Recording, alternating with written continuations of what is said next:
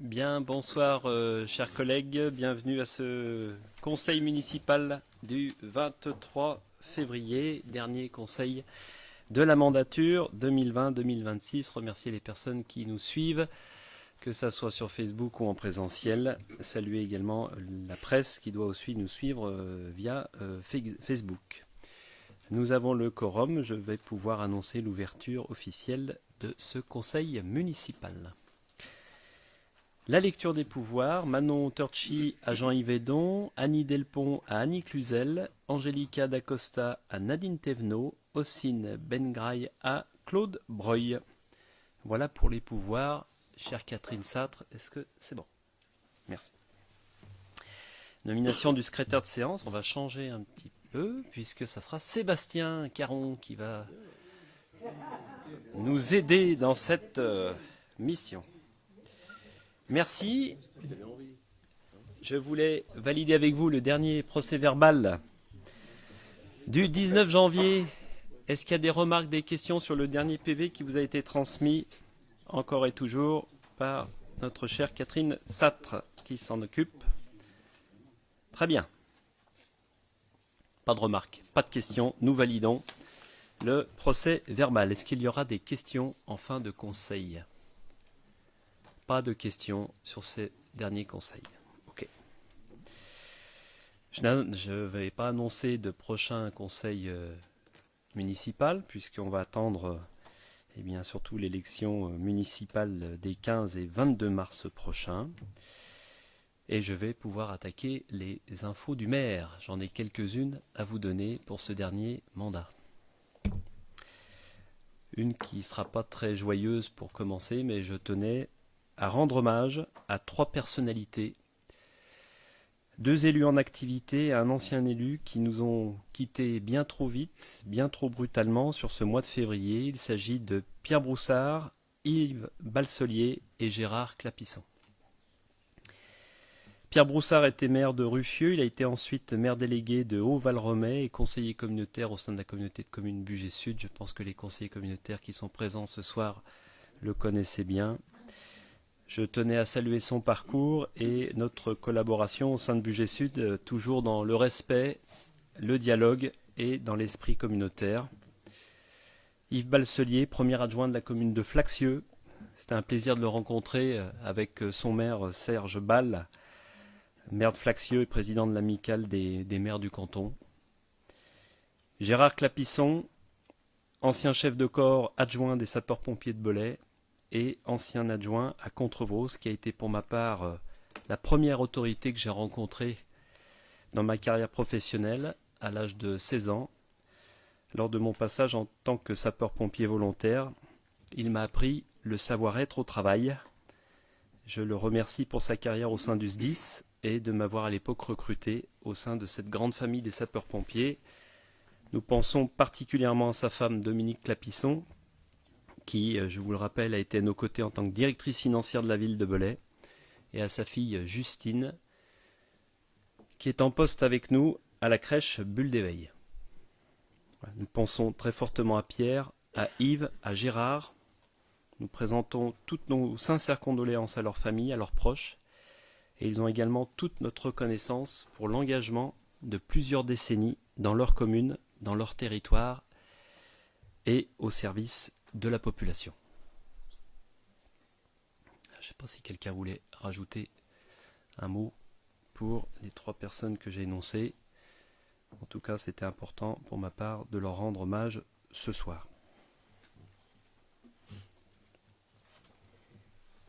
Alors, j'ai un autre mot à vous donner, puisqu'on est sur le dernier conseil municipal 2020-2026.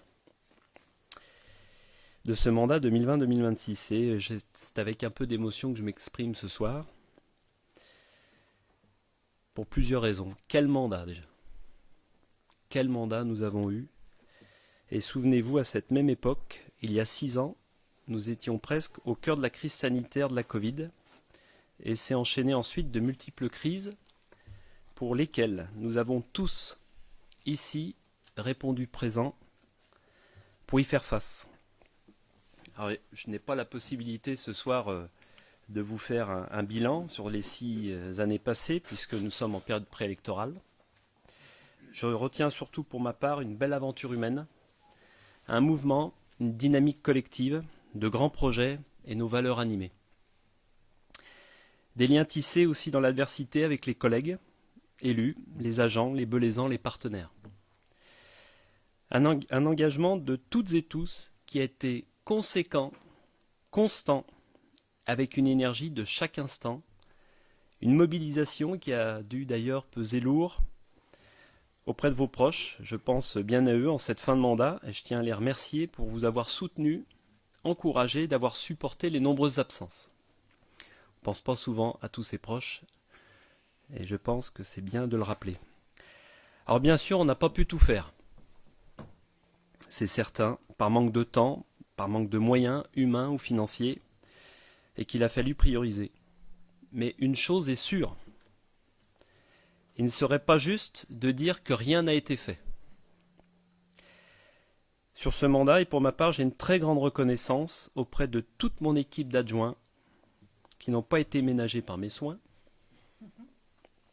et auprès de mes conseillers municipaux qui ont toujours été à mes côtés dans cette fonction de maire, une fonction lourde, chronophage, exigeante, en première ligne sur tous les sujets, mais aussi une mission tellement passionnante, enrichissante, permettant d'agir concrètement sur l'avenir de la commune avec toujours cette nécessité de penser collectif, de décider ensemble, de faire des choix ensemble dans le meilleur équilibre possible pour le bien de tous. Ça a été en tout cas ma ligne de conduite. Je tenais à saluer également l'ensemble du conseil municipal, avec également les membres de l'opposition qui, malgré des visions, des idées, des choix différents, je pense que nous avons tous été dignes de la confiance qui nous a été donnée par les Belaisans en redonnant une animation politique au sein de la ville de Belay à la hauteur des enjeux du moment, avec des débats apaisés afin que la démocratie locale soit respectée et qu'elle redonne de l'intérêt à la population. La preuve en est avec les nombreuses personnes qui suivent notre conseil municipal via Facebook ou en podcast, et c'est une très bonne chose.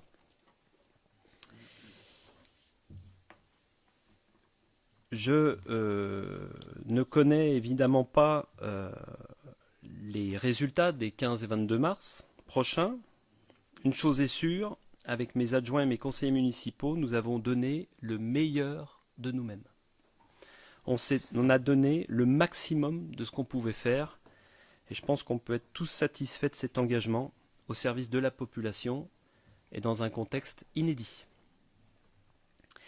Je tenais également à remercier chaleureusement les DGS qui se sont succédés, Enzo Bondetti, Anthony Barillot qui est avec nous, l'ensemble des directeurs de services de la ville et du CCAS, ainsi que leurs agents qui nous accompagnent au quotidien et qui nous aident à prendre les bonnes décisions avec toujours ce sens du service public qui les anime. Quelque chose que je rappelle constamment. On est souvent critique pour certains, j'entends souvent des critiques de fonctionnaires et autres pour ceux qui méconnaissent le monde des collectivités. Pour ma part, j'ai toujours souligné leur sens du service public et la qualité du travail qui est réalisé au quotidien. J'ai une mention particulière évidemment pour les agents les plus proches de moi au sein de la direction générale qui m'ont entouré avec bienveillance, avec un lien étroit et un appui solide et dans une ambiance de travail toujours respectueuse et constructive. Ils et elles se reconnaîtront. Je suis très heureux et très fier d'avoir travaillé avec vous toutes et tous sur ce mandat 2020-2026 qui assurément marquera nos vies. Je tiens aussi à saluer l'engagement et l'implication de tous les élus qui n'ont pas fait le choix de se représenter ou qui demain ne se retrouveront pas à cette table. Ils ont pour ma part toute ma reconnaissance pour l'engagement, pour leur engagement au service de la collectivité. Je leur souhaite une pleine réussite dans leur nouvelle vie, dans de nouveaux engagements associatifs, je l'espère, qui ont toujours besoin de bénévoles, et ainsi continuer de donner du temps pour les autres. Je leur souhaite aussi qu'ils prennent du temps aussi avec leurs proches et qu'ils en profitent. Rendez-vous désormais pour les élections municipales du 15 et 22 mars avec l'attente du choix des Belaisans pour conduire l'avenir de la commune pour le mandat 2026-2032. Merci à toutes et tous de votre écoute. Avant qu'on puisse attaquer les débats.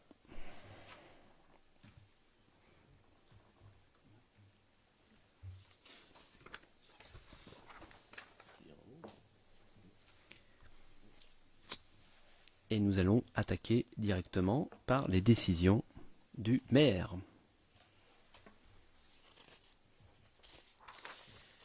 Tarif billetterie de l'intégrale et tarif billetterie de l'intégrale, voilà pour les deux. Donc, je ne pense pas qu'il y ait de remarques, questions. Non. Donc on valide ces décisions du maire et on va passer par le rapport détaillé avec Madame Sylvie Schreiber, adjointe aux affaires scolaires. J'ai posé. Non, bon.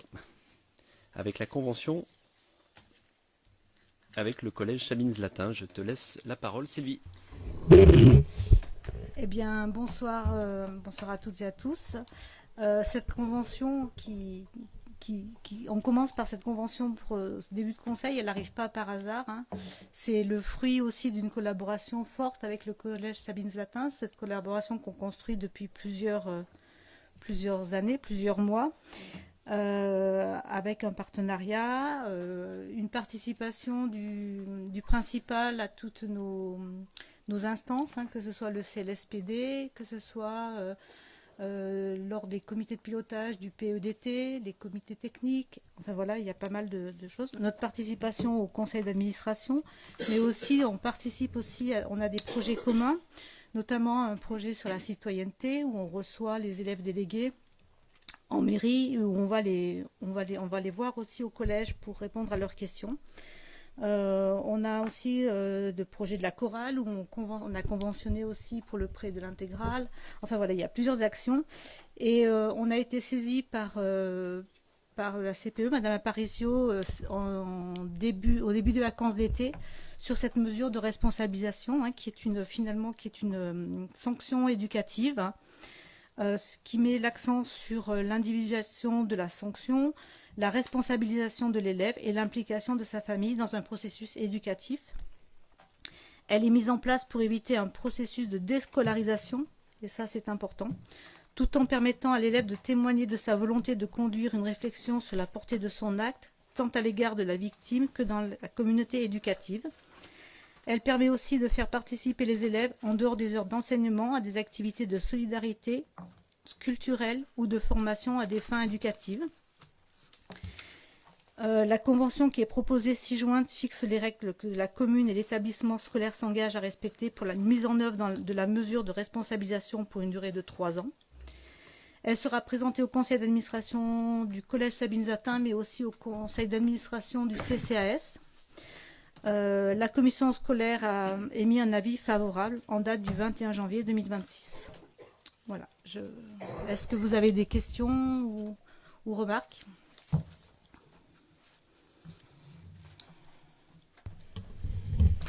Bonsoir.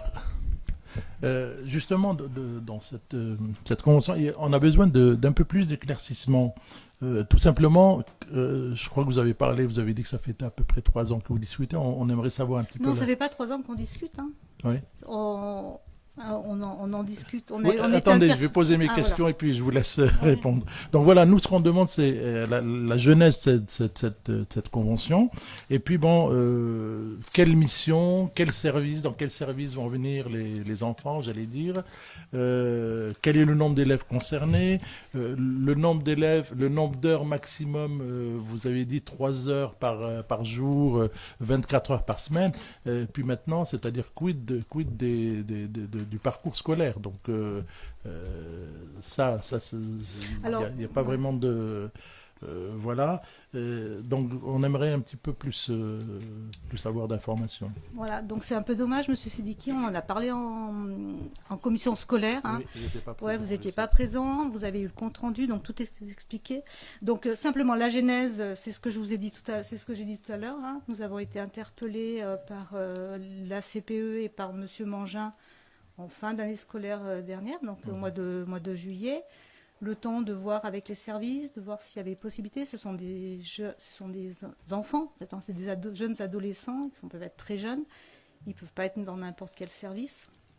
Donc il fallait structurer un petit peu, voir avec nos services là où on pouvait les accueillir. Aujourd'hui, ce qui se dessine plutôt, on serait plutôt sur le service périscolaire, et notamment en maternelle, puisqu'il faut qu'il y ait une différence d'âge suffisante entre les enfants, entre les jeunes et les enfants. D'autant qu'on a une ATSEM qui a une formation d'éducatrice. Voilà. Après, sur le parcours scolaire et tout ça, nous, on ne rentre pas en ligne de compte. En fait, on est saisi par le collège pour nous dire, ben voilà, on a un jeune qui pourrait rentrer dans ce cadre-là, dans ce dispositif. On veut éviter une déscolarisation, il est en rupture scolaire. Enfin voilà, il y a tous ces éléments. Mais ça, c'est l'équipe éducative du collège qui va nous transmettre la demande. Hein. Et c'est travailler avec les parents. Voilà. Et nous, on accueille l'enfant dans les conditions qui nous sont demandées par le collège. Voilà. C'est une convention qui traduit surtout C'est une convention qui traduit surtout un partenariat étroit avec Monsieur Mangin, le directeur de Sabine Zlatin, avec qui qu'on côtoie, que ce soit en cellule de sécurité ou dans d'autres rendez-vous en lien avec Sylvie.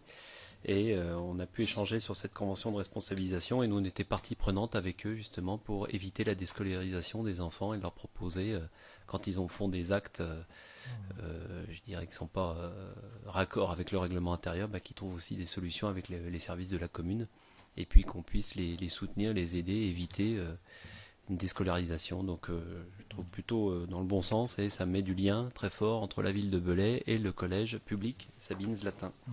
Moi, ce que je voulais dire tout simplement, c'est que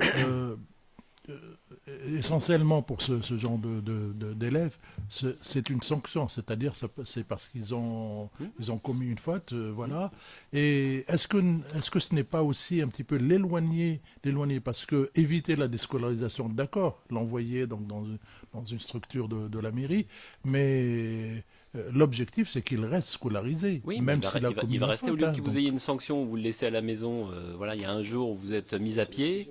Eh bien, il y a justement un travail plutôt d'aller auprès des services de la commune, faire une sorte de travaux d'intérêt généraux, c'est un peu fort, voilà, mais ça peut en tout cas être dans l'esprit de se dire, tiens, tu vas donner un coup de main à la personne qui est dans tel et tel service, ou un moment pour qu'il se rende compte, et non pas de rester à jouer aux jeux vidéo à la maison, ou que sais-je, et vraiment prendre conscience de l'acte qu'il a pu réaliser, et puis que ça se traduise sur un temps collectif. Je trouve que c'est plutôt dans le bon sens.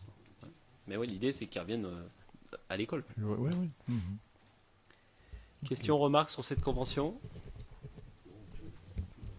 Moi, je me permets, c'est une très bonne chose. Le conseil départemental, notre mission d'accompagner les collèges est essentielle. C'est notre deuxième budget au département, l'accompagnement des collèges, et ces actions éducatives, elles sont là justement pour éviter le décrochage. Et ce dont on souffre le plus, c'est l'éloignement de l'enfant, c'est l'exclusion suite à un événement qui n'est pas normal, entre guillemets. Donc c'est très bien que M. Mangin, le directeur, fasse appel à la commune de Belay, parce qu'on a la personne qui peut, l'éducateur peut accompagner justement ces enfants et permettre à l'enfant de ne pas perdre son temps et de récupérer et de prendre du recul sur ses actes et de permettre éventuellement de changer d'optique, et ça peut être que positif. On l'a fait dans d'autres collèges et ça marche très bien.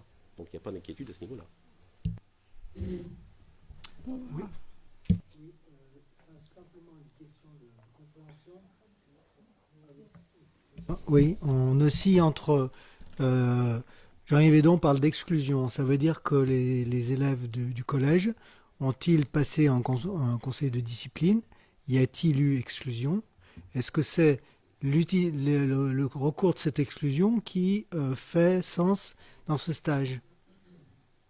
Pas forcément, hein, juste, on va laisser quand même l'équipe pédagogique juger de la pertinence ou pas de ce dispositif. Ça ne convient pas à tous les jeunes. Voilà, en fait, nous, on offre juste cette possibilité en tant que collectivité. C'est tout, hein, en fait, on n'est pas juge de ce qui va se passer. En fait, on accompagne le jeune. La convention était, c'est vu avec les parents aussi. Et puis voilà, quoi. Il n'y a pas de... Préciser, Bernard, non, c'est pas parce qu'il a été exclu qu'il viendra. La convention, elle ne marche pas comme ça. L'exclusion sera une réponse ou pas du directeur de l'éducation nationale et du directeur du collège. C'est si d'aventure le cas d'un élève qui avait un comportement particulier où il risquait de passer en conseil de discipline, eh bien c'est une des méthodes de récupérer l'enfant pour éviter l'exclusion. Voilà. Il sera pas mis dans ce système par cette convention parce qu'il aura été exclu. Non, c'est pas ce qu'on a dit. C'est pour éviter justement l'exclusion. D'accord ? C'est une chance, on lui donne une chance avant d'avoir un passage devant un conseil de discipline.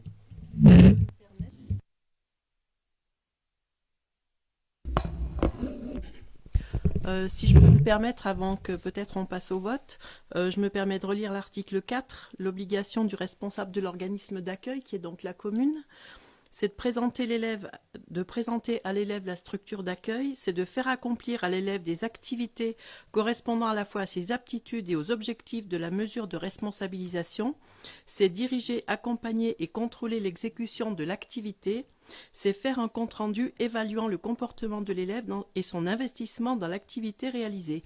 Moi, je trouve que c'est une belle action d'une commune, parce que s'investir comme ça pour des enfants qui sont en difficulté, moi je dis chapeau. Bon, on peut passer au vote. Alors, qui est contre? Qui s'abstient? Merci. Adopté à l'unanimité. J'ai une autre délibération. En fait, c'est une convention avec la commune de Tenay pour un élève qui est en Belaisan, qui est scolarisé en CP, dans une unité d'enseignement en élémentaire pour des enfants autistes. Voilà. Donc, il n'y a rien de particulier. Voilà. Est-ce que vous avez des questions sur ce... Non, là, voilà, il n'y a pas de souci, mais je vous remercie. Est-ce qu'il y a des contre, du coup? Des abstentions? Merci.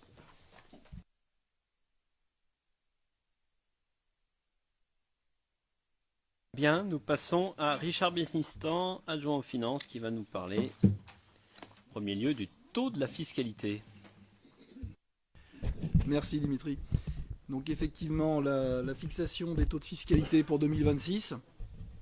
Donc en synthèse, vous avez vu qu'on ne change pas les taux, on continue sur la même lancée que depuis le début du mandat. Et effectivement, on vous propose de reconduire les taux de fiscalité à l'identique sur le dispositif pour l'année qui arrive. Voilà, je ne sais pas si ça appelle d'autres commentaires particuliers.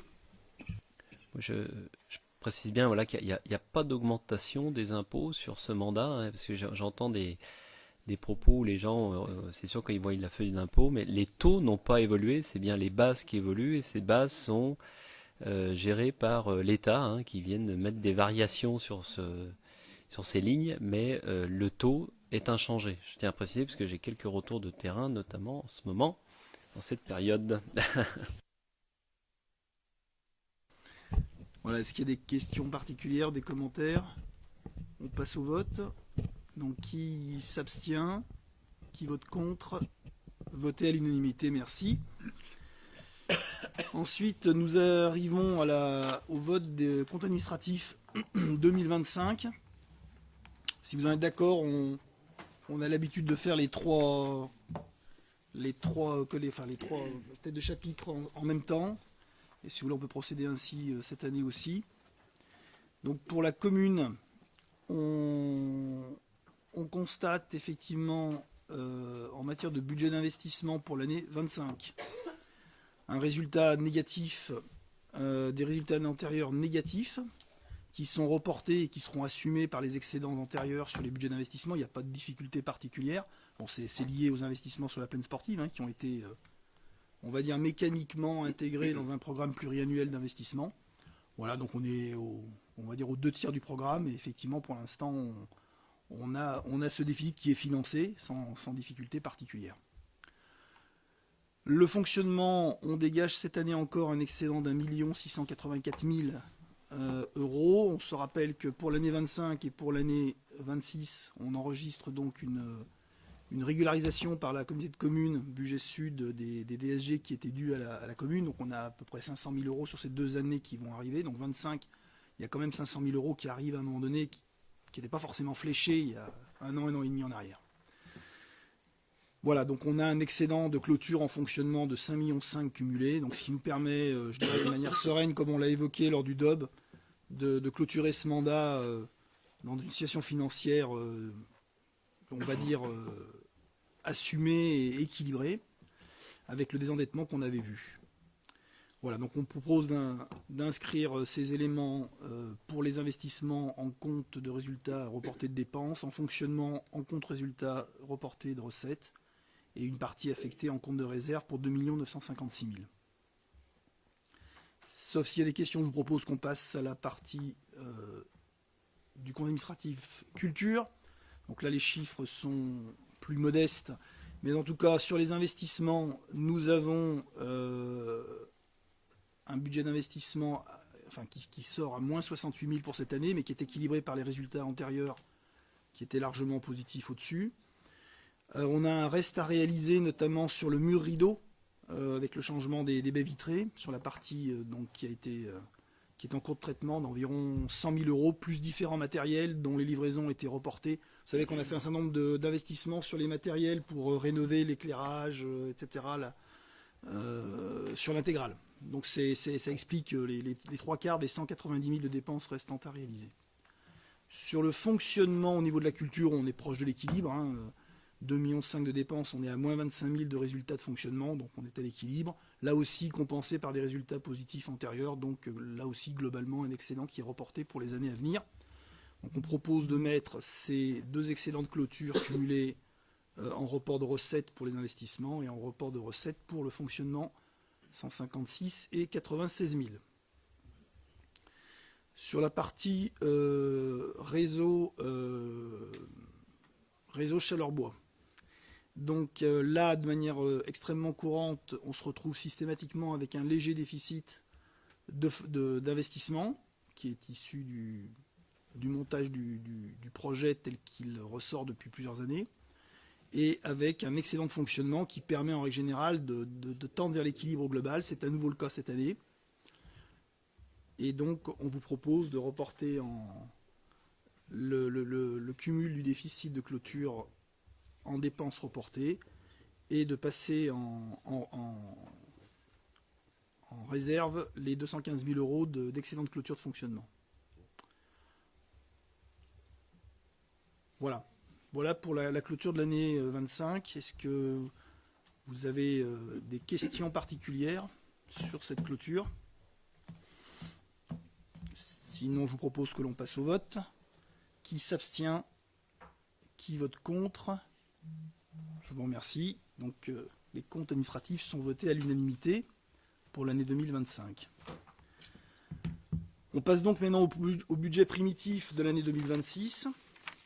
Donc là, il n'y a pas de surprise par rapport aux éléments que vous aviez retrouvés il y a quelques 3-4 semaines en arrière sur le DOB. On a globalement un budget primitif au niveau de la ville qui enregistre une hausse des dépenses de caractère général qui vont être essentiellement liées au fluide. Quand on regarde les choses, il y a en fait une augmentation de l'ordre de 140-150 000 euros. Il y en a la moitié, ça provient des fluides et de l'énergie, et le reste sur des travaux de bâtiments qui ont été programmés. Alors on a fait un certain nombre d'efforts, vous savez, sur l'énergie durant ce mandat, avec des modifications dans les process d'utilisation, l'éclairage, le contrat CPE au niveau des bâtiments. Alors c'est pas inintéressant peut-être de se faire un petit flashback sur ce qui s'est passé. En énergie, on avait, alors on n'est plus en kilowattheure ou en mégawatts, mais en euros, on avait un budget réalisé de 655 000 euros d'énergie sur le gaz, l'élec et le chauffage urbain en 2022. 655 000 euros. Bah écoutez, l'année dernière, on a terminé à 600 000. Donc en fait, malgré les inflations, malgré l'ensemble de ce qui s'est passé entre 2022 et 2025, on a réussi à juguler toutes ces augmentations par des économies d'énergie sur l'ensemble de ces postes, élec, gaz et chauffage urbain. Donc je pense qu'on peut plutôt se féliciter d'avoir tous collectivement accepté ces efforts qui ont porté leurs fruits. Et pour vous donner un ordre d'idée, au pire de la crise, on était monté à 800 000 euros. Donc on était passé en gros de 650 000 euros en 22 à 800 000 euros en 24 pour redescendre à 600 000 actuellement. Et en termes de kilowattheure et de mégawatts, on est très très bien aussi. On a su améliorer notre score. Voilà, donc c'est intégré dans ce chapitre 11 qui nous coûte quand même 2 585 000 euros pour l'année 26 tel qu'il est prévu. Les charges de personnel, on vous l'a expliqué lors du DOB, donc on est en périmètre ISO au niveau effectif. Bon, on a une légère dérive qui est due aux évolutions notamment de la CNACL, donc les cotisations qui nous sont imposées au niveau budgétaire, au niveau de l'État. Voilà, donc pas de surprise par rapport au DOB. Les virements à la section d'investissement classique dans le cadre des investissements en cours sur notamment la plaine sportive. Les charges de gestion courante, c'est essentiellement donc lié au financement du CCAS bien sûr et du pôle culture que dans les deux cas on augmente un petit peu pour l'année 26 tel que ça vous est proposé. Et la partie charges financières qui reste stable, on était à 126 000 euros au budget l'année dernière, on est à 112, 113 000 pour l'année 26, donc on est stable et même en légère baisse en termes d'intérêt. Voilà sur ce que l'on peut dire sur ces dépenses de fonctionnement. Sur les recettes, on a quand même un budget de fonctionnement de quasiment 15 millions et qui est effectivement en baisse par rapport à l'année dernière. Cependant, notamment pour la partie, le gros s'explique par le virement à la section investissement. Hein. Le reste, on vient d'en parler. Sur les recettes de fonctionnement, que dire stabilité des taux d'imposition, on l'a déjà signalé. On a intégré en fait la revalorisation de la loi de finances qui est a priori prévue pour 2026, 0,8% sur les bases, ce qui ferait une augmentation donc du chapitre 73 à hauteur de 120 000 euros à peu près. On a intégré la baisse de la partie forfaitaire de la DGF et de la DCRTP. 158 000 euros de baisse pour cette dernière. Voilà, et on a intégré un produit spécifique en ligne 77 qui sont en fait la cession des places de stationnement sur le parking Îlot-Baudin. 58 000 euros qui seront cédés sur ce début 26. Voilà, donc on n'a pas de souci particulier pour équilibrer le budget tel qu'il est présenté là. En fonctionnement, ni en investissement du reste. Donc dessous, on a l'investissement qui est donc présenté. Donc pas de nouvelles dettes sur l'exercice 26. Le projet de plaine sportive, un peu plus de 900 000 euros, qui est donc intégré dans ces investissements. C'est la phase 4 avec la tribune Chastel. Et puis on a un chapitre d'investissement récurrent qui sont phase 3 pardon. Et donc sur les investissements récurrents, on a tenté d'être un peu en deçà des 500 000 euros dont on parlait au DOB. Et pour l'instant, on a arbitré à 418 000 euros les investissements récurrents qui seront essentiellement les travaux sur les secteurs de la ville, sur la partie urbanisation, l'achat d'une balayeuse qu'il va falloir changer sur cette année, et puis de matériel informatique, et on poursuit le programme des LED. Voilà, c'est essentiellement sur le récurrent, les 420 000 euros dont je viens de parler, c'est là que seront engagées les sommes. Et puis on finance ces investissements par des recettes donc d'investissement, qui sont le département qui va verser donc pour le stade Coiffet pratiquement 37 000 euros. Pas de nouvel emprunt, je le disais, et le reste c'est 885 000 de remboursement de fonds TVA, qui nous permet d'équilibrer en recettes d'investissement le budget qui vous est présenté. Voilà. Est-ce que sur ce budget 2026, par rapport à ce qu'on s'est dit en DOB, il y a d'autres choses que vous souhaitez évoquer? Petite balayeuse qui coûte 150 000 euros. Elle est petite, mais pas au niveau du budget. Ça, c'est des éléments qu'on mettra en évidence aussi. On a mis beaucoup de grands projets sur ce mandat. Je pense que les prochains qui seront aux manettes, ce serait intéressant aussi qui déclinent ce qui ressort des investissements courants. Parce que des fois, on peut dire, oui, c'est du courant, on n'en parle pas. Mais je pense qu'il y a quand même des sujets qu'on peut mettre en évidence.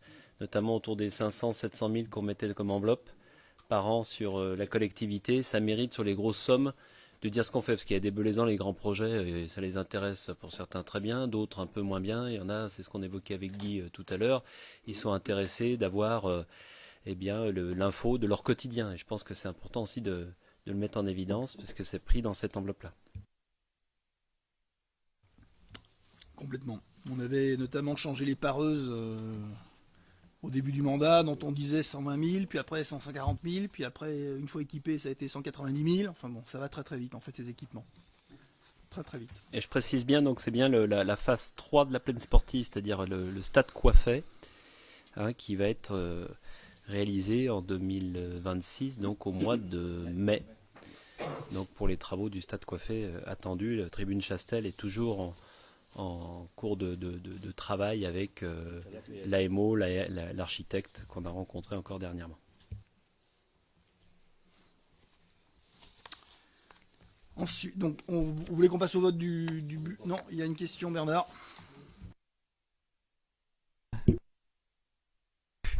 Bon, je vais y arriver. Ouais. Oui, simplement dire quelle est notre posture par rapport au vote du budget primitif. J'ai des petites questions comme comment fait-on pour être en hors ISO sur le personnel avec une baisse du budget 2026. Bon, je viens de voir 4 484, 4 467 sur le BP 2026. Alors, là, je vous réponds, oui. Bernard. Effectivement, le fait est, c'est que le parti pris, c'est de présenter administrativement les deux BP primitifs, 25 et 26. Et le 25 était un peu surévalué. Et quand vous regardiez le résultat réel du 25, on était de mémoire de 2,5%. Donc il y a bien la progression de la CNRC. Et c'est d'ailleurs les chiffres qu'on a montrés en DOB qui pour moi sont plus parlants. C'est-à-dire réaliser 25 et on le compare au primitif 26. Malheureusement, c'est pas ce qu'on fait quand on arrive 4 semaines après sur le budget. Je referme la parenthèse. Voilà. Bon, je ne vais pas refaire les remarques qu'on a faites donc, au niveau du DOB, parce que c'est pas la peine de répéter les mêmes choses. Je remarque simplement que la plaine sportive, qui était le dossier très important du mandat, obère quand même nos investissements sur 2026 et sur 2027. Je le vois dans le rapport sur la plaine sportive que vous allez présenter tout à l'heure, puisqu'en fait il indique que 2026 2 280 000, 2027 2 130 000 euros.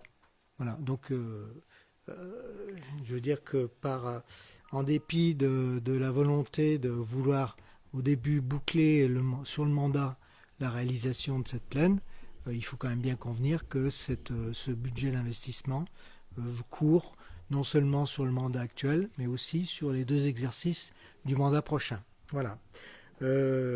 Donc bien évidemment, comme on l'a dit l'autre fois, ce n'est pas notre budget donc, qui est présenté. Donc nous abstiendrons au moment du vote sur le budget. Voilà ce que je voulais dire.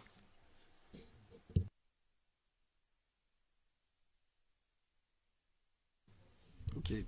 Alors, est-ce que effectivement, bon, la réponse sur l'investissement, effectivement, ça fait maintenant un certain nombre de semestres qu'on avait dit que ça se déroulerait sur les demandes, effectivement. Mais vous dites pas autre chose, Bernard. Voilà. Est-ce qu'on passe au vote du coup pour ce budget 26, puisqu'on a déjà une préconclusion. Bon, alors, je vous propose de passer au vote. Qui s'abstient? Qui vote contre? Donc le budget 26 est adopté pour la ville. Merci. Ensuite, de quoi nous passons au budget 26 pour la culture. Donc pour la culture, effectivement, on a des éléments qui sont les suivants. On a une progression de 5% sur les charges à caractère général qui sont essentiellement issus de travaux d'entretien pour 30 000 euros et de 8 000 euros de travaux relatifs aux maintenances sur les bâtiments du conservatoire et du palais épiscopal pour l'essentiel. Voilà, sur la masse salariale, la même remarque que tout à l'heure, on est bien en progression d'environ 2,5% quand on compare à 25. Mais à budget primitif, on est quasiment à l'équilibre. Mais encore une fois, je préfère la version du DOB telle qu'elle est comparée. Donc là aussi, pour les mêmes raisons. À stabilité d'effectifs pour autant. En chapitre recettes, on a joué une hausse attendue de la billetterie, puisqu'effectivement sur le conservatoire, oui, et sur l'intégrale, on voit que la participation du public est au rendez-vous. Donc on continue modestement d'enregistrer une légère progression des recettes sur le poste 70. Et la subvention d'équilibre de la ville augmente pour ce qui concerne le pôle culture, puisqu'on a décidé, on a présenté en DOB l'idée de passer d'1 884 000 versés par la ville à la culture à un montant d'1 903 000 en 2026. Voilà, donc on équilibre de toute façon assez aisément les ordres d'idées. Pour la culture de dépenses de 2,5 millions en fonctionnement, on parvient à l'équilibrer ainsi. Voilà, sur les investissements au niveau de la culture toujours, on a essentiellement, donc en dehors de la fin du mur rideau là, qui était dans les restes à dépenser en investissement tout à l'heure en 25, on aura le plateau scénique qui sera rénové en 2026, qui, si je dis pas de bêtises, est d'origine. Donc il va être enfin rénové. Ça faisait 2 ans qu'on regardait le sujet et donc on a mis une somme de 80 000 € sur le plateau scénique de l'intégrale. Le plan LED, 25 000 € pour la salle de spectacle toujours. Et le renouvellement d'une partie du matériel en sono. Sur l'espace Robert Rameau, on a prévu des travaux CTA à hauteur de 5 000 €. Et sur la médiathèque, il y a le renouvellement d'une partie du mobilier pour 7 000 € et une solution informatique pour la gestion de l'espace numérique d'environ 5 000 € de dépenses d'investissement là aussi. Voilà, donc on est sur un plan d'investissement qui vous est présenté à hauteur de 150 000 € à peu près. Voilà. Oui, Bernard, pour la culture, il y a de l'investissement, il y a de la dépense. BP 2026, 2 579 000. Donc il y a plus qu'un effort, c'est une attention toute particulière sur le domaine de la culture. Et je tiens à saluer, mais je pense qu'Annie pourra compléter, c'est aussi l'équipe de l'Intégrale, une belle équipe dynamique qu'on a mis en place sur ce mandat et qui va rechercher des partenariats, qui vraiment réfléchit pour vraiment faire tourner cet équipement de l'Intégrale, et on en voit la preuve avec une billetterie qui augmente dans un contexte qui n'est pas des plus simples, tout ce qui est domaine du spectacle. Donc voilà, saluer Christine Bruyat, Bruno Dubonnet, toute l'équipe de l'Intégrale qui n'arrête pas de faire de la promotion de tout ce qu'ils peuvent en termes de spectacle et essayer de faire rayonner un maximum cet équipement. Et en tout cas, j'ai été très satisfait de leur travail avec évidemment Annie Cluzel à la manœuvre pour traiter la programmation avec l'ensemble des élus. Mais voilà, si Annie, tu veux dire quelque chose de complémentaire, tu es au quotidien avec eux. Oui, merci Monsieur le maire. Moi aussi, je voudrais rendre hommage à toute cette équipe de l'Intégrale qui vraiment est passionnée par ce qu'elle fait et qui se donne à fond, qui cherche toujours des solutions pour trouver des spectacles. Ils ont changé leur façon de concevoir des spectacles, en tout cas d'acheter des spectacles. On est plutôt dans des co-réalisations, donc voilà, il y en a moins d'investissement de la part de l'Intégrale. Il y a une grosse communication aussi qui est faite. Il y a beaucoup de réservations en ligne maintenant qui sont faites. Donc vraiment, il y a tout un autre système de fonctionnement qui a été mis en place et qui porte ses fruits. Là, on voit bien que effectivement le public revient. Ça, on a mis longtemps à retrouver tout ce public, mais il est là au rendez-vous aujourd'hui et vraiment, on peut être que satisfait. Mais c'est bien aussi grâce à toute cette équipe qui est vraiment investie. Je voudrais aussi saluer les bénévoles qui entourent l'Intégrale, qui sont là à chaque spectacle pour accueillir le public. Et merci à tous parce que vraiment, c'est une très très belle équipe qui s'investit, qui croit en son Intégrale. Et bravo à tous. En tout cas, ça fonctionne et on a des bons résultats. Et on pense évidemment à l'équipe de la médiathèque et du conservatoire qui innove, qui lance des programmations, qui essaye de trouver des solutions, que ce soit dans le numérique, enfin toujours compléter l'offre de service à souligner. Et vous voyez les investissements qui sont faits sur le plateau scénique, c'est vite 100 000 euros. Alors vous allez me dire, oui, plaine sportive, c'est nettement plus. Mais la plaine sportive, je pense qu'on peut même plus aller dans les toilettes tellement c'est pas normé, que c'est pas digne de la ville de Belay. Je pense que l'intégrale, heureusement, on n'est pas dans cette situation-là et on n'a pas les gros investissements structurants à faire. Quoique l'intégrale, il faudra bien réfléchir dans le cadre d'un plan pluriannuel d'investissement, puisque plus on avance et plus le bâtiment vieillit, et il faut bien prévoir. Pour ça que tout l'enjeu pour ceux qui seront aux manettes demain, de travailler vraiment ce plan pluriannuel d'investissement, s'y tenir et d'y mettre de la technique. Voilà, d'avoir des visions à long terme sur ce qui a changé. Et c'est très bien, c'est ce qui est en train d'être fait. Plateau scénique, c'était dans un PPI, ça fait un moment qu'on nous le sollicite. Et bien là, ça va être réalisé et c'est bien anticipé dans ces PPI.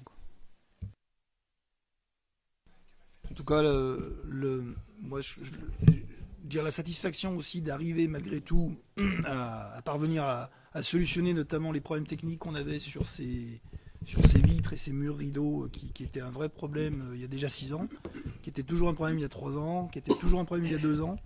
Voilà, donc effectivement il y a pas mal d'argent qui a été mis sur la plaine sportive, c'est un fait, donc c'est pas contestable. C'était assumé, c'était expliqué dès le départ, avant même que le projet soit discuté avec toutes les parties prenantes.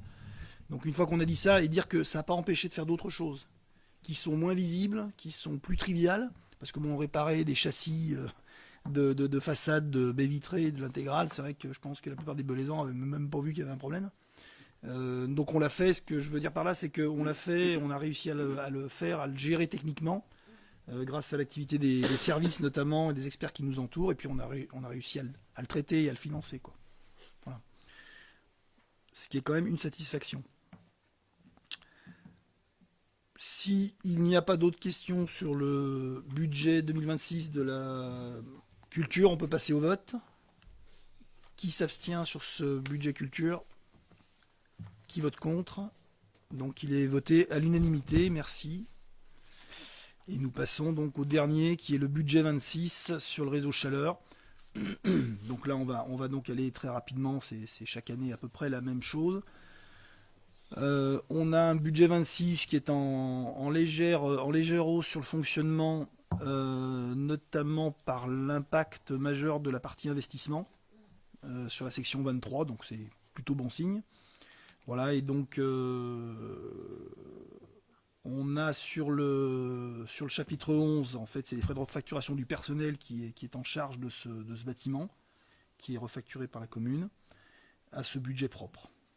Et en recettes, les recettes qui arrivent via Belena, via le contrat de DSP qui va s'arrêter en 2032, je le rappelle. Il y aura ce sujet qui arrivera pour le prochain mandat. Du renouvellement de la DSP sur donc la chaufferie bois, biomasse. 100% des crédits sont consacrés au remboursement de la dette sur la partie investissement, comme chaque année. Voilà. Pas d'autres commentaires à mon avis sur ce budget. Est-ce que vous avez des questions? Là aussi, avant de passer au vote, vous dire qu'on a, là aussi, on peut quand même, j'allais dire, se satisfaire d'avoir avancé sur l'état des lieux. On avait encore une réunion cette semaine sur le raccordement possible de sites. Donc il y a des choses qui avancent de manière maintenant très concrète. Et on parle de décisions sur l'année 26, des travaux fin 26, mise en application sur 27 en termes d'installation. Parce qu'évidemment, ces gens qui vont être accordés, il y aura un peu de travaux à lancer. Voilà, mais vous dire que on n'est pas loin de toucher du doigt un accord et des signatures pour au moins 2 raccordements de sites importants de Belay qui viendront utiliser l'installation de manière tout à fait compatible avec la puissance développée, sans faire d'investissement majeur, mais en utilisant les puissances dégagées grâce aux investissements dans les bâtiments d'habitation sur Belay qui s'isolent de plus en plus, et tant mieux. Et puis il restera bien sûr le sujet du tanneur et de l'équipement du tanneur et des bâtiments qui seront sur cette friche à terme, qui pourra venir se greffer elle aussi à son tour. Voilà. Donc ça permet d'avoir une perspective à 5, 10 ans, 15 ans sur le réseau biomasse qui commence à rencontrer quelque chose de concret en face. Ça devrait pouvoir continuer sans difficulté. On s'approche. C'est une bonne nouvelle. Voilà, donc revenons au vote de ce budget. S'il n'y a pas de questions, qui s'abstient sur... qui vote contre? Merci de votre confiance. Budget adopté.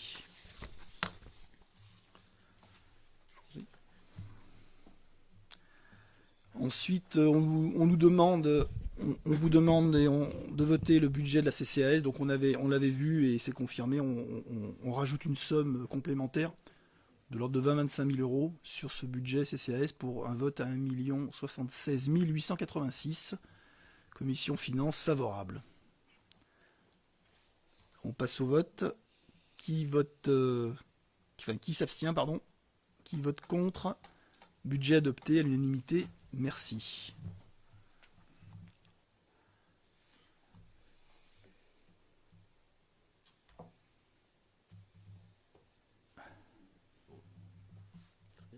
C'est bon, on a fait le tour, je crois. Ah oui, pardon, effectivement. L'autorisation de programme pluriannuel, donc effectivement, qui avait été mise en place. Et donc la poursuite de l'autorisation de programme telle qu'elle est mise à jour à partir des éléments connus sur 24-25 et du déroulé prévu sur 26-27. Effectivement, 2 278 000 de travaux engagés sur 26 et 2 125 000 à engager sur 27 pour aller au bout du programme. Jean-Michel, tu veux faire un commentaire à ce stade? Sur la partie 3. Sur la partie 3. Voilà. Donc, c'est la prochaine des libres qui... D'accord, très bien. Bon, donc on vous demande un vote sur cette enveloppe pluriannuelle. Qui s'abstient? Qui vote contre? Adopté à l'unanimité. Merci à vous.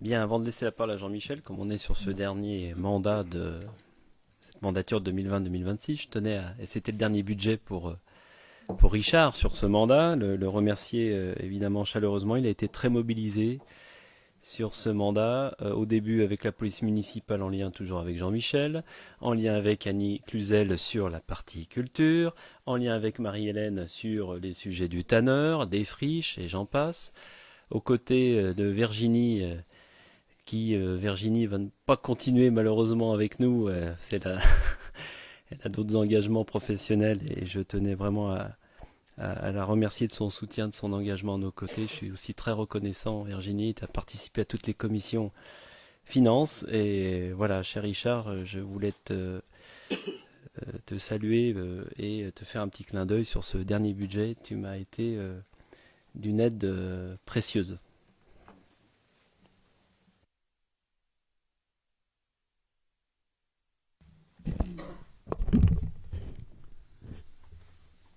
Donc bonsoir à toutes et tous. Donc cette délibération porte sur une demande de subvention auprès de l'Agence nationale du sport.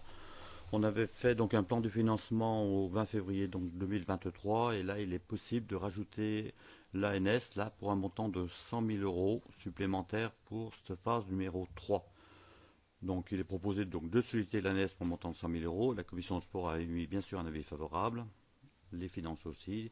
Donc je vous demanderai de vous prononcer sur ce sujet-là. Je veux simplement parler un peu de la plaine sportive parce que bon, des fois elle fait un petit peu causer. Je peux vous dire, bon, j'ai eu un mandat où j'ai été bien servi, hein, on va le dire.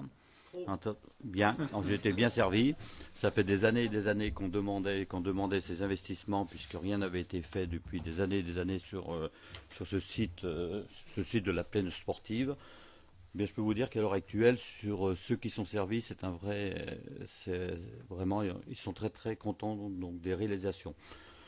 La phase 1, ça a commencé par le stade de rugby, hein, où ils avaient un équipement qui était obsolète, un terrain, et quand on voit les conditions météorologiques qu'on a cet hiver, donc on est très très heureux d'avoir un synthétique.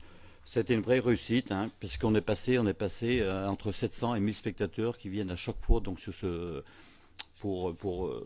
terrain pour regarder donc, leur équipe favorite. Et donc je remercie vraiment donc le club du Boc qui fait un travail remarquable et puis ce qui permet aux gens de venir le week-end sur ce stade pour voir leur équipe fétiche. Ensuite, on a eu la phase 2. Donc ça, ce n'était pas un luxe. On avait un terrain qui était où ils n'arrivaient plus à jouer dessus sur la phase 2. Donc c'était loin d'être un luxe. Et donc on a fait ce terrain. Les footballeurs, je le rappelle, le CSB a quand même un peu plus de 500 licenciés. Alors le CSB est très très reconnaissant donc des efforts que nous avons faits. Quand on parle aussi du club d'athlétisme, 20 ans. Ils ont tendu plus de 20 ans. 20 ans de promesses électorales. Et enfin, nous, on a tenu notre promesse. Et le club d'athlétisme est très, très heureux. On a fait au mois d'octobre les 10 km de Belay, qui a été une vraie réussite et qui se referont donc cette année. Le club d'athlétisme au mois d'avril va faire donc une rencontre. Et ça, il y aura énormément aussi beaucoup de monde. Et quand on parle aussi de l'aire de pratique libre, je ne sais pas si vous êtes allé hier, mais hier il faisait beau, c'était noir de monde. Donc quand je vois ça, eh bien je dis, c'est de l'argent qui a été dépensé intelligemment. Les gens étaient sur cette aire de pratique libre, il y avait des centaines de personnes, et ils étaient là, les familles, et très très heureux de cet espace libre. Donc oui, on a mis de l'argent. On a mis de l'argent sur cette plaine sportive. C'est un choix qu'on assume complètement. Moi, ça fait 12 ans que je me battais pour qu'on puisse refaire enfin ces installations. Mais il faut continuer. C'est pas terminé. On a la phase 3 qui doit se faire, puisque c'est urgent aussi, à partir donc de cet été, le terrain ne sera plus homologué, plus personne ne pourra jouer dessus, donc ce n'est pas un luxe. Et quant aux tribunes, eh bien, c'est sur 2027. On l'avait dit sur cette mandature, comme quoi on était parti sur le 14 millions, sur un projet global de ce plaine sportive et qui se ferait sur 2 mandats. Parce que l'investissement était très très important. Donc oui, sur 2027, ensuite il y aura donc les tribunes et enfin on aura entre le centre nautique, entre la plaine sportive, on aura vraiment un aire de jeu qui sera connu et reconnu de la part de tout le monde. Voilà ce que je voulais simplement dire sur cet investissement qui a été important sur cette mandature. Donc merci Monsieur le maire, merci à l'équipe de m'avoir suivi dans ce projet-là.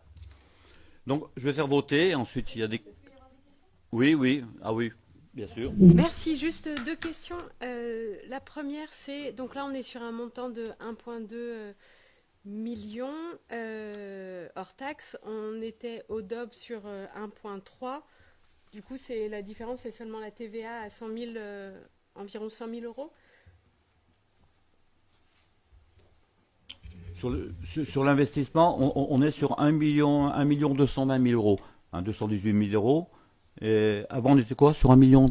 Là, on est sur du hors taxe à 1,2 et pour DOB, on était à 1,3 sur du TTC. Et du coup, je voulais vérifier parce que 100 000 pour de la TVA sur du bâti, ça me semblait peu.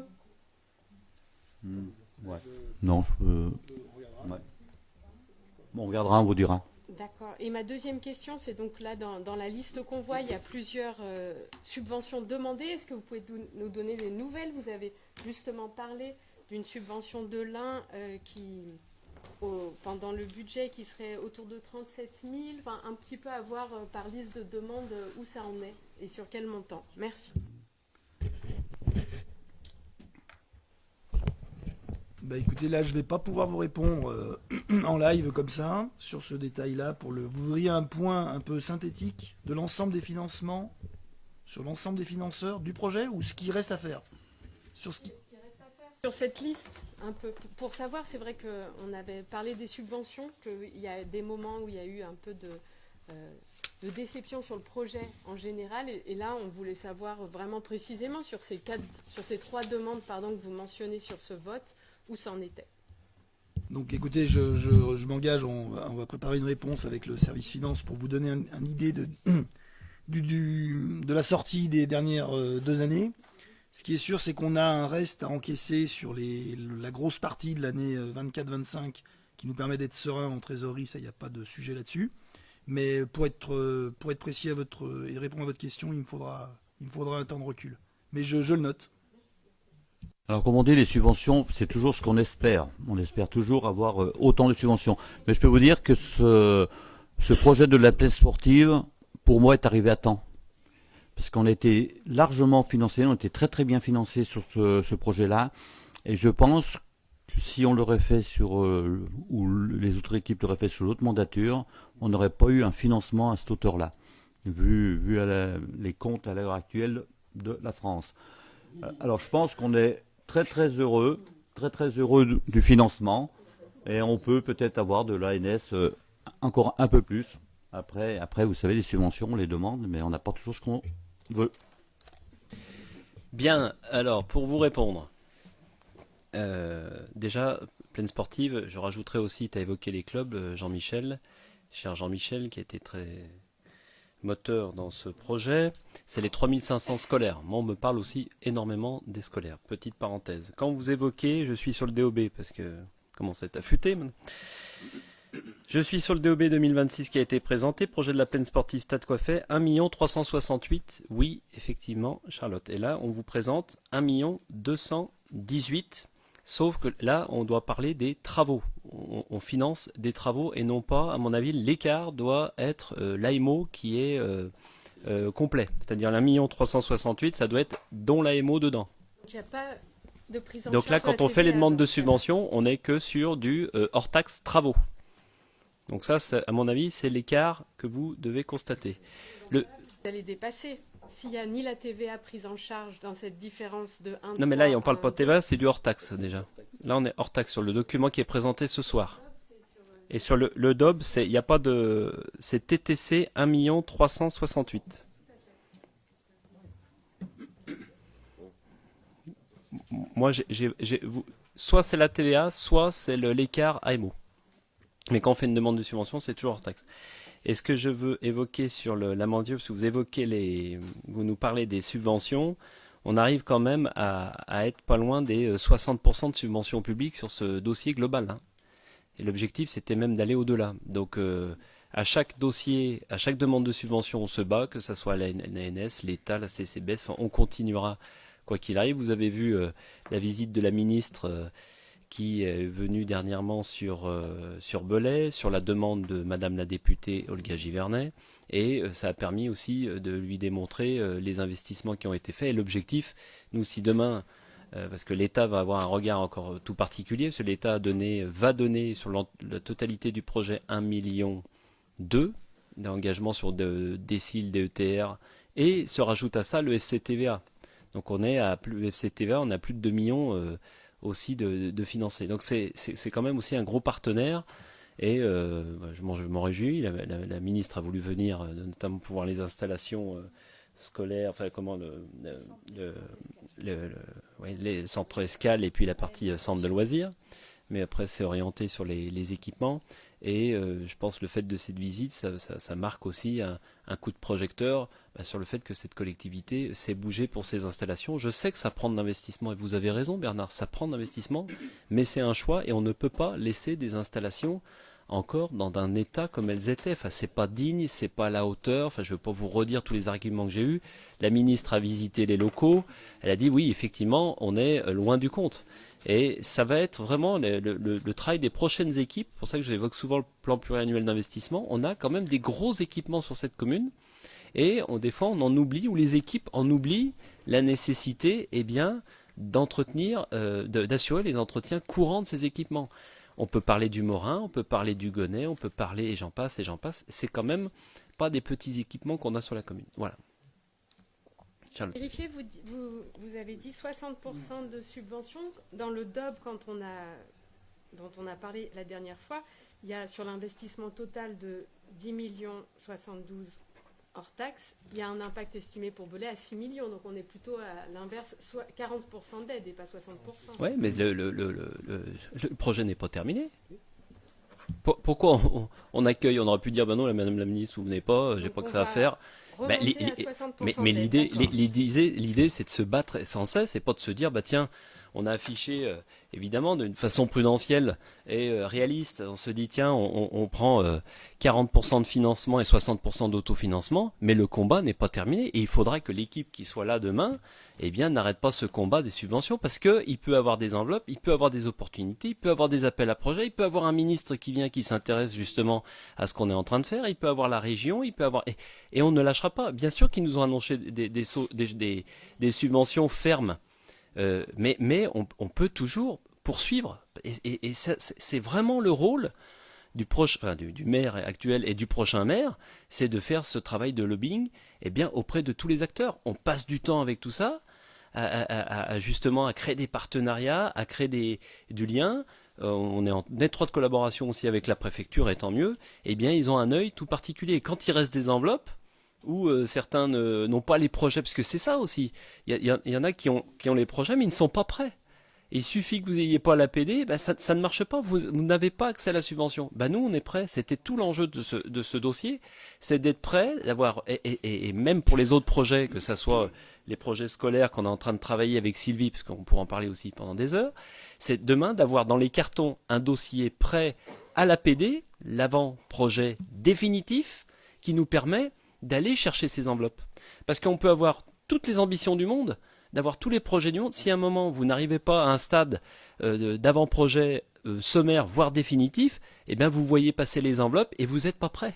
Et c'est ce qui se passe pour bon nombre d'élus, malheureusement, qui réclament des enveloppes, et que ce soit les partenaires ou tous, ils lui disent oui, c'est super votre projet, bravo, mais vous en êtes où? On n'est même pas au stade de l'APS, ni de l'APD, ni rien du... ça ne marche pas. Donc le combat n'est pas terminé.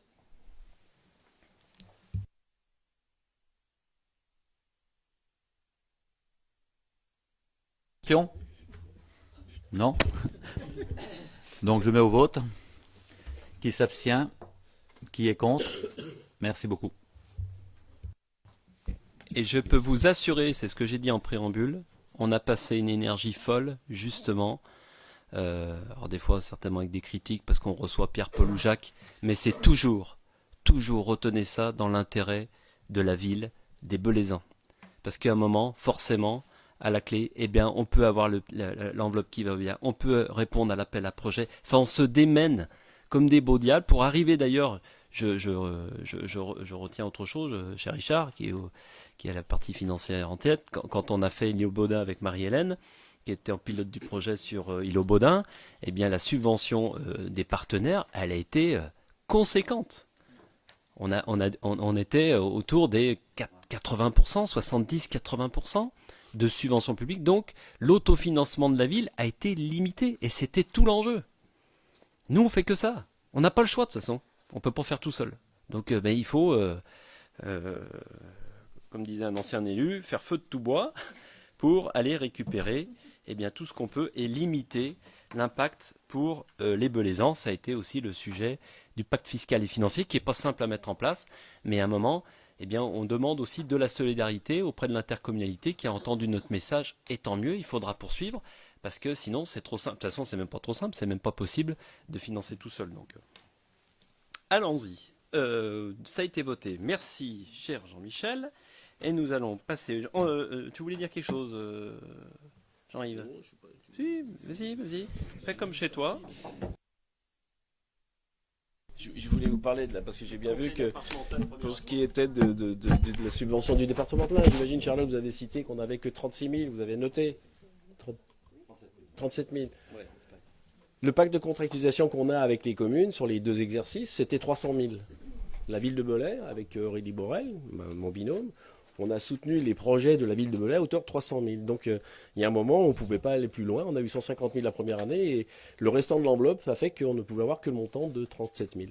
Donc le restant des montants ont répondu au projet. On a changé la chaudière, on a changé des gymnases, on a changé je ne sais plus. En tout cas, l'enveloppe du département était pleine. On était au taquet à 300 000. Voilà.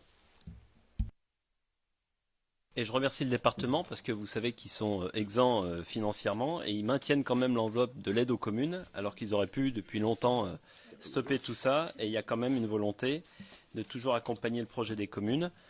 Et je remercie Jean Deguéry avec l'ensemble de son équipe, nos 2 conseillers départementaux Aurélie Borel et Jean-Yves Edon qui nous soutiennent dans nos projets et ça nous est très utile. On ne va pas cracher sur 300 000 €. Hein.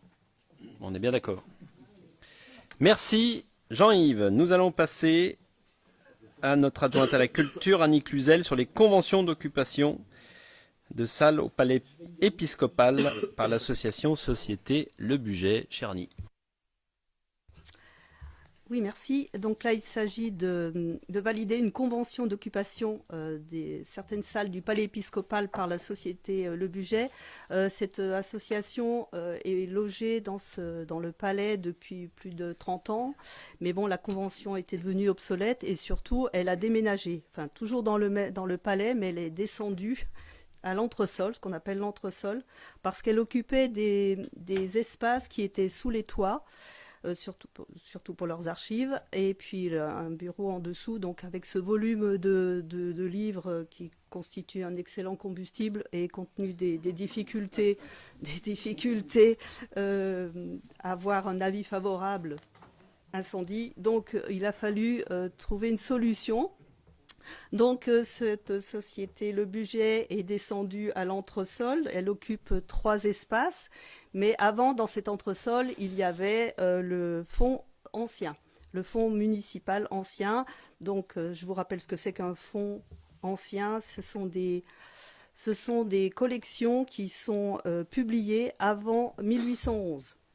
Il existe aussi avec ce qu'on appelle dans ces fonds, ce sont des fonds patrimoniaux qui ont un intérêt patrimonial, mais qui peuvent être aussi du 19e et 20e siècle. Donc ce fonds ancien, ça a été la première opération. Il a été déménagé à la chapelle des Maristes. Donc ça a libéré cet espace. Cet espace qu'occupe maintenant Le Budget, il y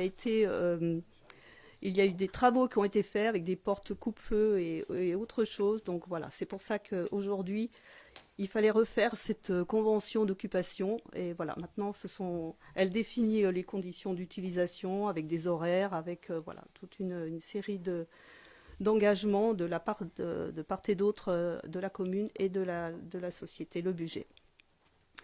Voilà, c'est pour cette convention que je vous demande de bien vouloir valider. Donc, est-ce qu'il y a des questions? Sinon, on peut passer au vote. Alors, est-ce qu'il y a des votes contre? Des abstentions? Merci. Votez à l'unanimité.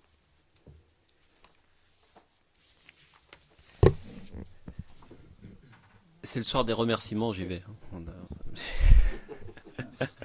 Non, je tenais à remercier Annie Cluzel sur un sujet qui ne fait pas spécialement rêver. Hein.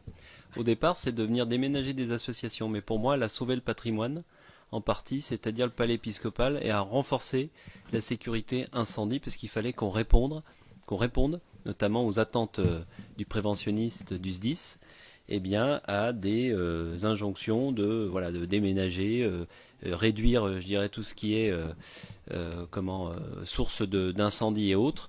Et c'est vrai que je pense que c'est des choses qui restaient un peu sous le tapis. Et nous, on avait à cœur, on a bien fait d'être un peu dans les pompiers, on voit un peu le risque, mais on avait à cœur vraiment de régler ce désordre dans le palais épiscopal, parce que c'est un bâtiment remarquable, c'est l'identité de Belay, c'est le patrimoine. Et donc Annie, avec aussi des élus très motivés, ont participé à ce déménagement de la société Le Budget, et aussi la fameuse chapelle des Maristes qui nous avait été proposée par notre Dominique Cano, et à plusieurs reprises, il faut aller aux chapelles des Maristes, et pareil, Annie a saisi ce dossier pour procéder au déménagement et préserver pareil le fonds ancien qui est extrêmement précieux pour la ville de Belay. Donc c'est sûr qu'à la base, c'est pas des sujets qui font rêver, mais quand on vous les explique, ils sont essentiels pour notre patrimoine, notre histoire, et aussi pour assurer la sécurité de nos bâtiments, et de reloger aussi nos associations culturelles dans les meilleures conditions. Donc voilà ce que je voulais te dire, Annie, sur ces 2 conventions.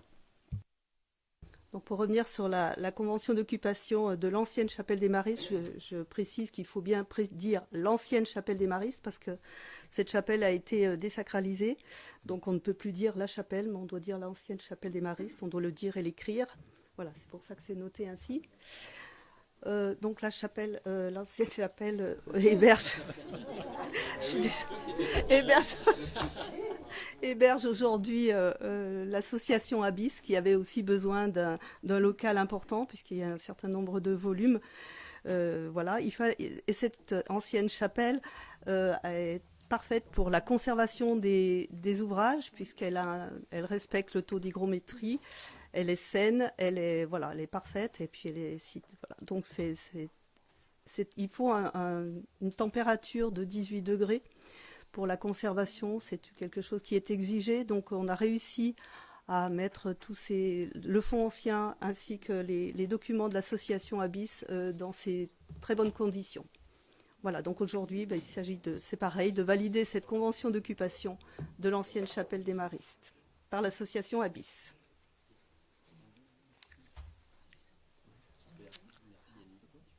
Voilà, alors, non, pas Abyss. Alors, est-ce qu'il y a des questions sur cette convention? Sinon, eh bien, on va passer au vote. Alors, est-ce qu'il y a des votes contre? Des abstentions? Voté à l'unanimité. Merci. Merci Annie. On va laisser la parole à Nadine pour les ressources humaines. Donc bonsoir à toutes et à tous. Alors il convient de modifier en fait le tableau des emplois à temps complet, comme d'habitude.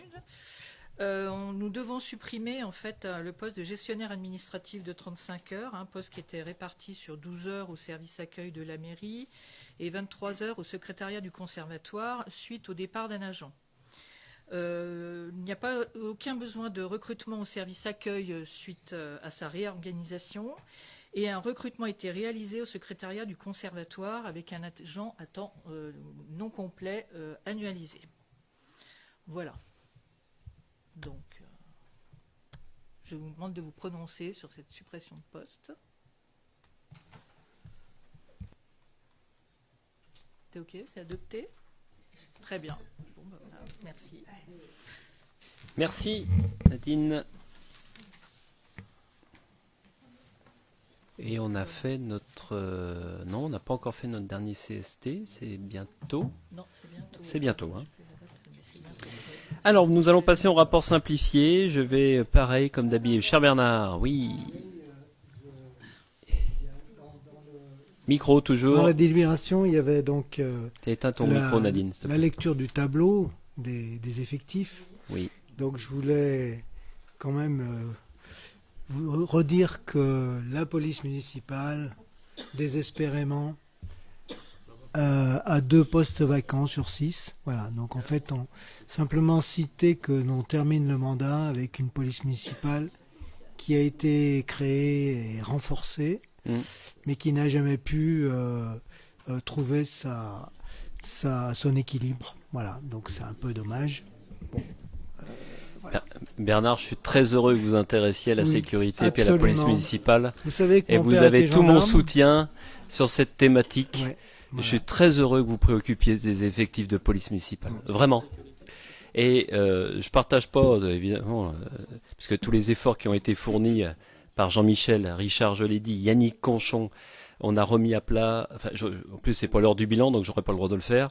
Mais ce qui est très positif dans ce que je vois, c'est que notamment aujourd'hui, on est beaucoup sur le terrain. On me parle beaucoup de la sécurité. Cher Charles Guillaume, pardon, qui est, c'est le lapsus.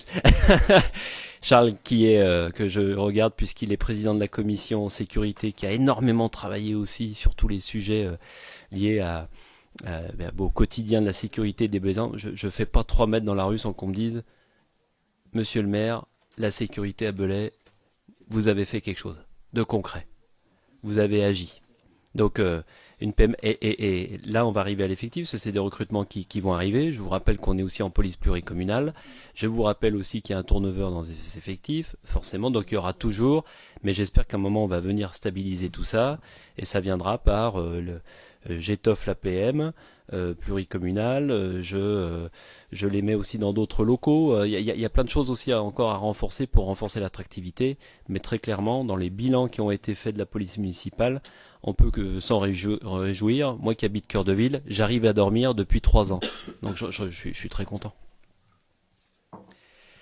Donc merci Bernard. En tout cas, on passera le mot à Yannick Conchon sur votre intérêt sur ces effectifs.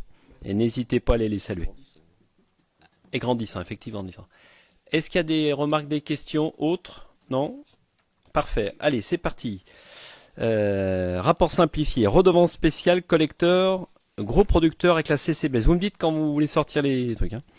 Redevance spéciale, collecte, gros producteur avec la CCBS année 2026. Office national des forêts, les programmes de coupe. La création de la plateforme de retournement des chemins de trottonne, rétrocession de parcelles.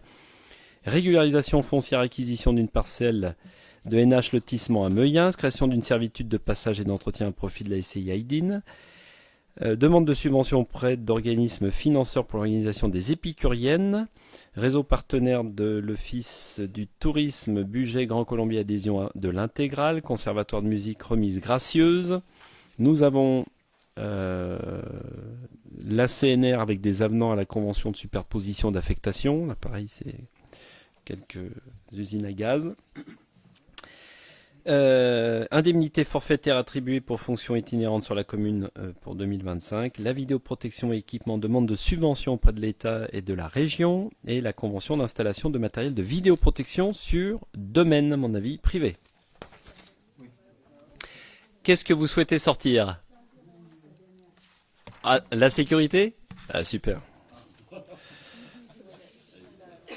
Convention d'installation de matériel de vidéoprotection sur le domaine privé. Non, la K01, pardon. Pas la K01. Pardon. Vidéoprotection et équipement, demande de subvention auprès de l'État et de la région. Jean-Michel. La K01. Voilà, elle est ici. Et nous parlons...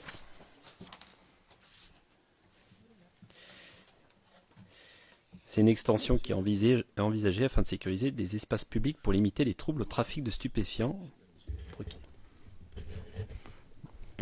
Alors c'est simplement, on avait reçu une notice de la part donc de l'État qu'on pouvait faire des demandes de subvention pour remettre de la vidéoprotection dans des quartiers qui ne sont pas encore couverts.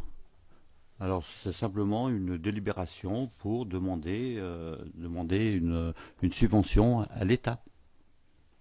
Donc je ne sais pas la question quelle est. Alors bonsoir à tous. Oui. La question c'est que dans la présentation il n'y a pas de chiffrage. On n'a pas beaucoup d'infos, le plan de répartition des caméras.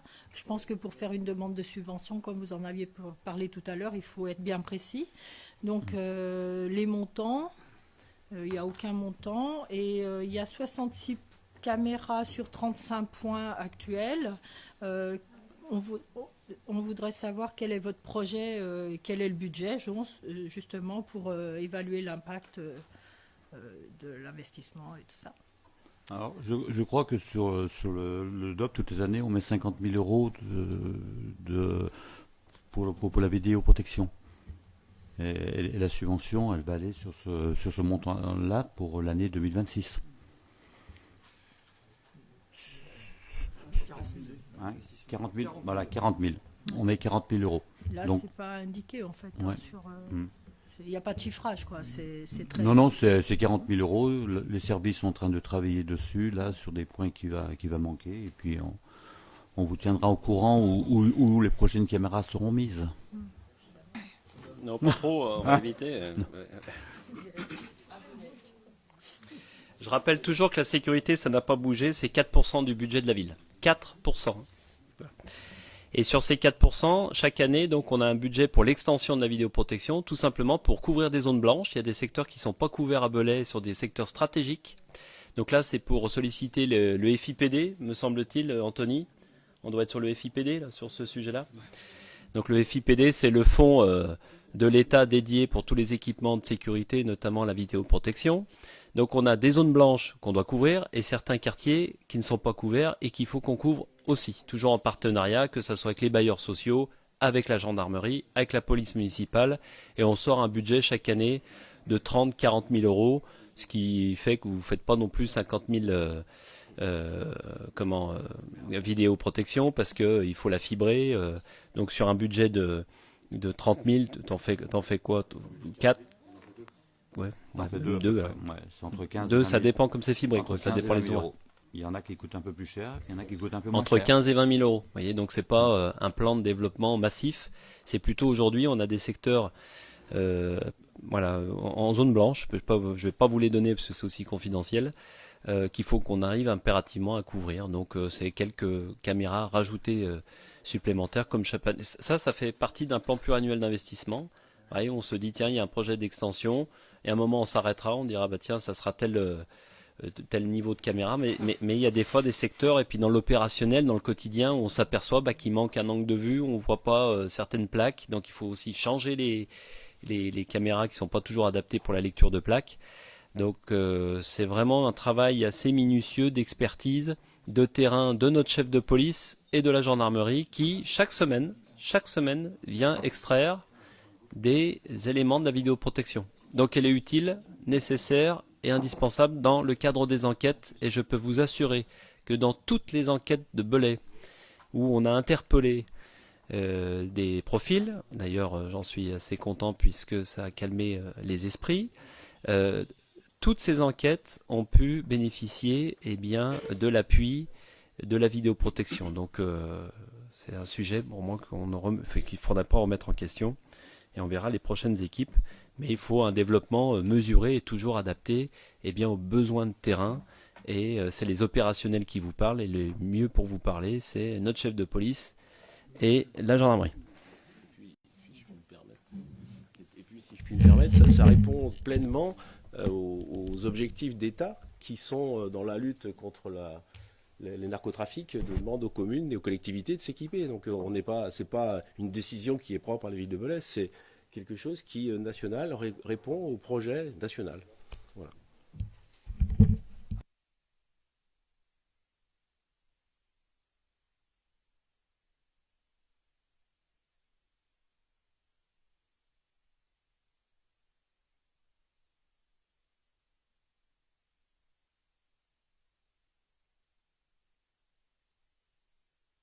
Question, remarque?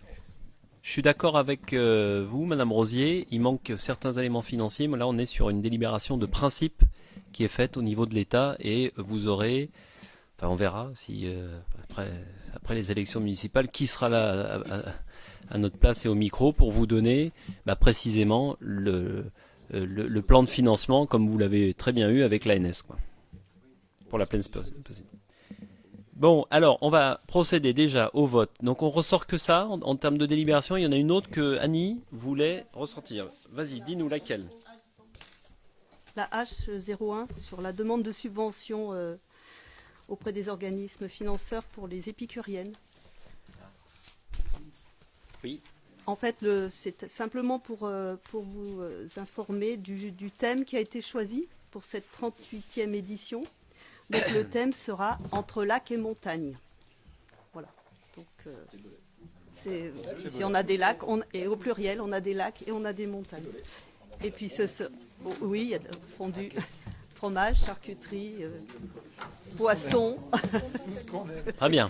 Et ce sera du 7 au 10 octobre 2026. Avec les 200 ans de la mort de Bria Savara. Voilà. On a rendu hommage dernièrement. Alors on n'a pas pu rendre un hommage appuyé comme on le souhaitait, parce qu'en période de préélectorale, mais évidemment. Mais il y aura une animation sur ce sujet-là dans le cadre des épicuriennes. C'est prévu. Bien, alors je sors la K01 à la H01. Je vous fais voter le rapport simplifié que j'ai exposé. Qui est contre ce rapport simplifié? Qui s'abstient? Voté à l'unanimité, merci. Je remets la K01 sur la vidéoprotection et équipement, la demande de subvention auprès de l'État et de la région, donc la K01. Qui est contre? Qui s'abstient? 1, 2, 3, 4. Donc 4 abstentions pour la K01. Catherine, vous suivez toujours? Et Annie Cluzel donc, a sorti là, 01, qui est contre pour la demande de subvention aux organismes financeurs pour les épicuriennes, qui est contre, qui s'abstient, voté à l'unanimité. Super. On commence à avoir l'habitude des rapports, vous avez vu, hein, on va essayer de... Ouais. Il aura fallu 6 ans pour arriver à ça.